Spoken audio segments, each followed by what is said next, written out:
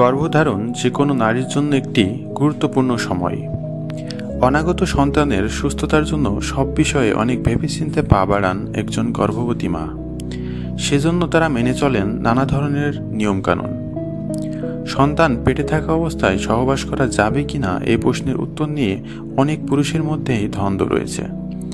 9 মাস ধরে এই দোটানায় অনেক পুরুষেরই স্ট্রেস হয়, আবার কেউ কেউ অন্য সম্পর্কে জড়িয়ে পড়েন। নারীরাও অনেক সময় শূন্যতা বোধ করেন, যার ফলে স্বামী স্ত্রীর সম্পর্কে ছন্দপতন ঘটে, যার আঁচ এসে পড়ে নতুন অতিথির ওপর। তাহলে গর্ভবতী স্ত্রীর সঙ্গে কি শারীরিক ঘনিষ্ঠতা হওয়া উচিত?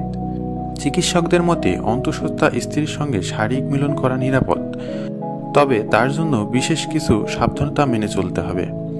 চিকিৎসকদের মতে অন্তঃসত্ত্বা স্ত্রীর সঙ্গে স্বামীর শারীরিক মিলন হলে দুজনের সম্পর্কের রসায়ন আরও জোরালো হয়, বৈবাহিক জীবন আরও প্রাণবন্ত হয়ে ওঠে।